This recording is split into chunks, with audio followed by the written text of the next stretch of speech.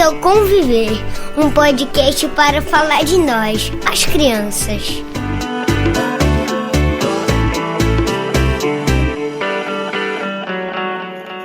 Olá, eu sou Catarina Gonçalves e este é o Conviver, um podcast para falar da vida com as crianças. E por falar nelas, todas as vezes que o assunto as envolve, ou até mesmo quando eu falo deles e delas, eu me lembro de José Saramago e seu poema Infâncias.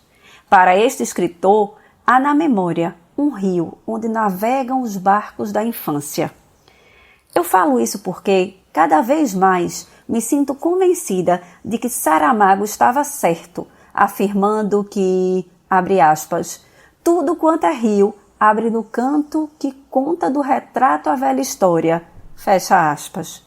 E com isso quero dizer que os rios atuais navegam para mais de 3 meses de isolamento social, construindo histórias presentes que já serão velhas memórias. Não exatamente memórias do que foi vivido, mas certamente histórias construídas sobre as memórias afetivas do que tem sentido neste percurso de construção. São essas memórias, tema do episódio anterior, que estarão nos formando, nos construindo, nos dando vida. A vida já nos chamou a atenção, quintana em falsas recordações. Não pode ser escolhida, mas precisa ser vivida e sentida. O que fica dela, como destaca o poeta, não são apenas as experiências concretas, reais, mas a vida que sentimos, as lembranças que construímos. E que vida temos vivido? Tenho sido levada a pensar que muitas dessas histórias de vida, construídas neste isolamento social, não serão de boas lembranças. No meio de um verdadeiro caos que se instaurou na vida de todos, muitas questões passam a afligir as nossas vidas e as histórias de crianças e adultos. Nos parece que as aulas remotas, ofertadas atualmente pelas escolas, ocupam um lugar importante nos efeitos estressores que vivem as famílias. Quase que diariamente, eu escuto pais e mães em pânico por causa da gestão da vida escolar dos filhos desenvolvidas à distância neste momento. A escola, que em nossa sociedade funciona como rede de apoio para muitos pais e mães, se reconfigurou pelo necessário isolamento social e assumiu um formato que potencializa os trabalhos que hoje já são desempenhados pelas famílias em seus lares. Sabemos que o isolamento social é necessário. Entretanto, seus efeitos representam um desafio para as famílias, dentre os quais a educação remota tem ganhado espaço de destaque nos componentes estressores. Socorro! O que é que eu faço? Eu não sou professora! Este parece ter sido um pedido feito recorrentemente e, portanto, o nome deste 4º episódio. Ele é feito assim mesmo, no feminino. Embora eu saiba que haja pais também preocupados com as aprendizagens das crianças, de modo geral, são as mães que acumulam o home office e o homeschooling quase que diariamente.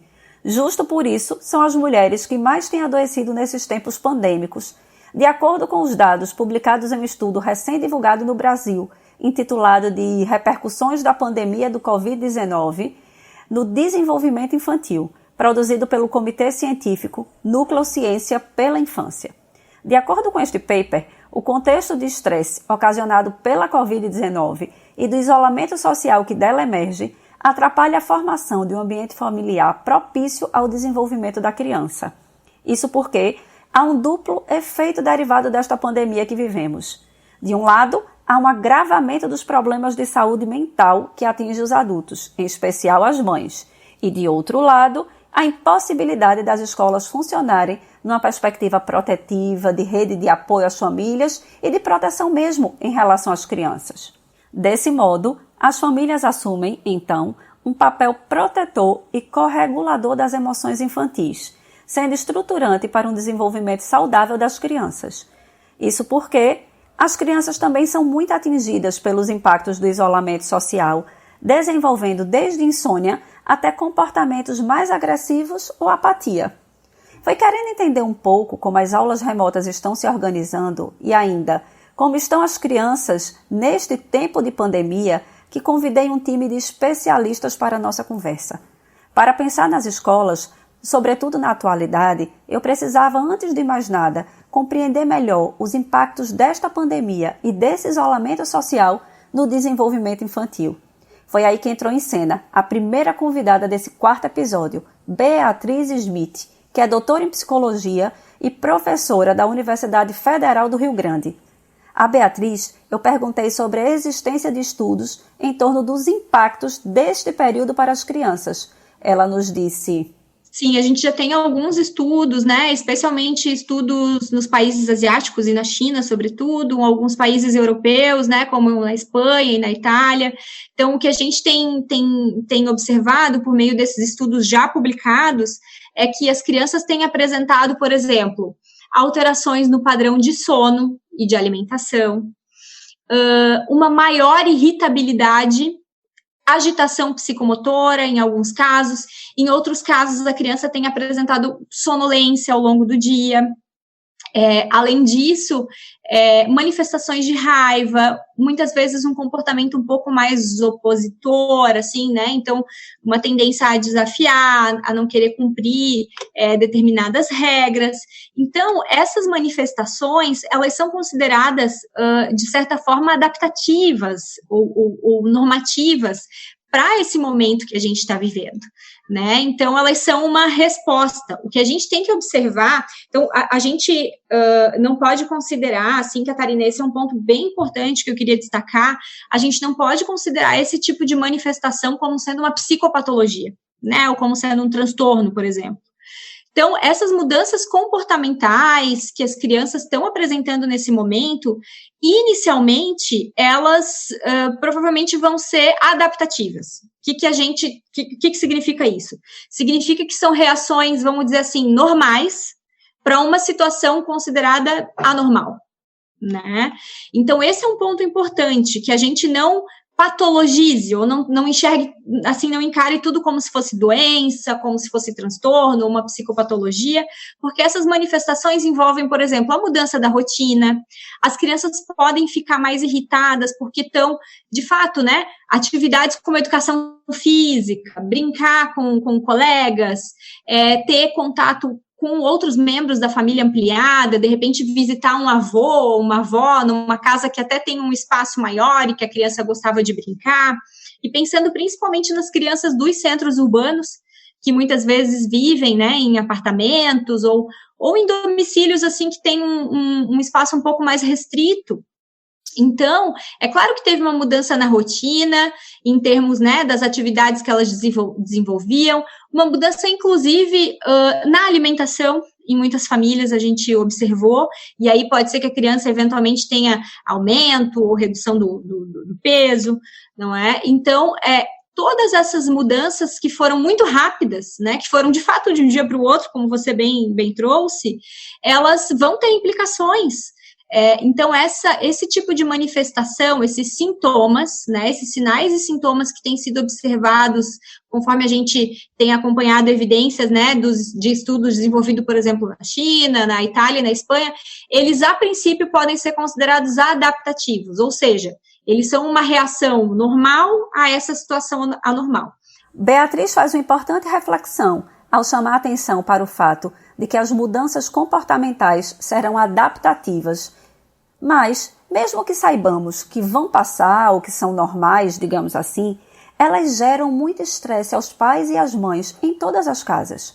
Compreendendo que as famílias precisam de ajuda diante desse desafio, o objetivo desse episódio é justamente discutir o modelo de aulas remotas adotado pelas escolas brasileiras durante a pandemia e favorecer reflexões capazes de ajudar as famílias a facilitar os momentos de aprendizagem das crianças em suas casas, garantindo a manutenção da saúde mental de todas e todas, e ainda minimizando os efeitos estressores nesses momentos. A escola para as crianças durante o isolamento social e fora dela precisa ser sempre razão de saúde e não de doença. Para orientar essa reflexão, eu queria levantar uma questão importante.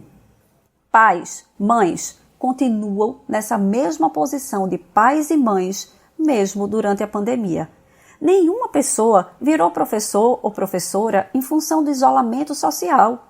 Ser professor é tornar-se profissional, demandando estudo, investimento e muita formação. Assim, precisamos deixar clara essa questão. Pais e mães continuam sendo os pais e as mães dos seus filhos. Mas então, o que eu sou agora, Catarina? Além de todas as demandas, eu ainda preciso ensinar aos meus filhos os conteúdos escolares, ajudando-os nas aulas remotas? Calma, respira e vamos começar colocando algumas ideias no lugar. A educação das crianças é obrigação de todos, incluindo as famílias, como nos coloca a Constituição de 1988, abre aspas, educação, direito de todos e dever do Estado e da família, fecha aspas.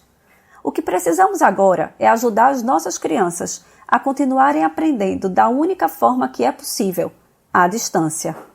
Em março, tínhamos 90% das escolas com aulas suspensas. Em maio, esse número reduziu para 70% em função dos países que já iniciaram o retorno. Atualmente, em junho, todas as escolas brasileiras continuam com aulas suspensas. E em toda a América do Sul, apenas no Uruguai, algumas escolas estão em atividade. Ou seja, a maioria absoluta das famílias em todo o mundo estão passando as mesmas coisas que nós. E precisaremos construir caminhos para darmos conta disso tudo. Mas será que realmente as crianças precisam continuar estudando nesses tempos pandêmicos?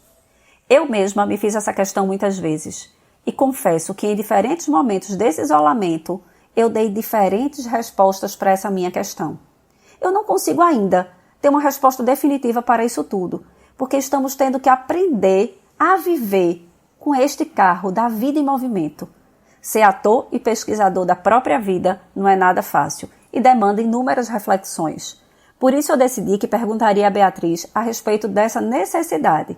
Será que de fato é importante que continuemos aprendendo nesses tempos pandêmicos? Nesse momento, antes de a gente conversar, eu dei uma olhada num quadro que a Unesco tem, e a Unesco vai acompanhando a suspensão, como que está o andamento da suspensão das aulas em todo o mundo. E antes de a gente conversar, eu dei uma olhada no quadro da Unesco, e nesse momento a gente tem aulas suspensas em 70% das escolas no mundo. Na América do Sul especificamente, o único país que atualmente tem algumas escolas funcionando em algumas localidades é o Uruguai, né? Então, no Brasil, a gente tem suspensão de aulas presenciais em todas as escolas, isso vem desde o final do mês de março, e, na verdade, a gente não sabe quanto tempo vai durar, né? Esse é um outro conflito, porque a gente tem uma situação que é imprevisível, não tem previsibilidade. No dia 28 de maio, se eu não me engano, a Fiocruz do Rio de Janeiro lançou uma nota técnica falando que, considerando a história natural da doença no Brasil e as características da Covid-19 no nosso país, é possível que medidas de distanciamento social intermitente sigam no Brasil no período de 2 até 4 anos.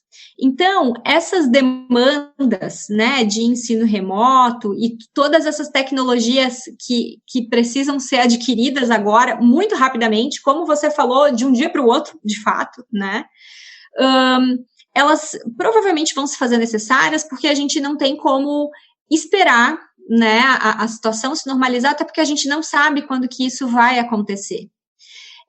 A gente sabe das repercussões negativas que estão acontecendo e é possível que, se essas atividades de ensino emergencial remoto não forem adotadas, é claro que elas não vão ser perfeitas, não vai ser tudo super alinhado e não vai correr tudo bem, porque a gente está aprendendo, como você falou, com o carro em movimento, né? Então, a gente está tendo que fazer o ajuste no carro com o carro em movimento. Então, de fato, é um desafio. Mas é também uma potencialidade de aprendizado e de solidariedade. E aí eu penso solidariedade dentro das famílias, na relação das famílias com as escolas, das famílias, dos pais, dos coleguinhas da escola entre si. É um momento que, para todos, é de aprendizado, né? E a gente realmente não tem noção de quando que a situação vai se normalizar. Sim, Beatriz. A sua fala me fez compreender que estamos em tempos incertos